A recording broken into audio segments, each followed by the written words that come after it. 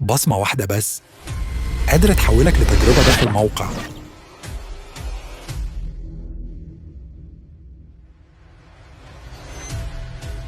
وتلاقي نفسك بين نسخ كتير بدون وعي، وفرق لحظة دخول بصمتك في الخاصية ضاعت بين مين الأصل ومين النسخة.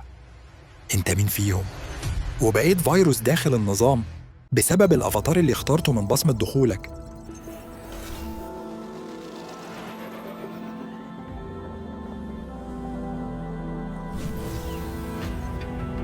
بعد ما تحول لهوليجرام مرتبط بقواعد لعبة المكان، يبقى مين اللي عايش مكانك دلوقتي؟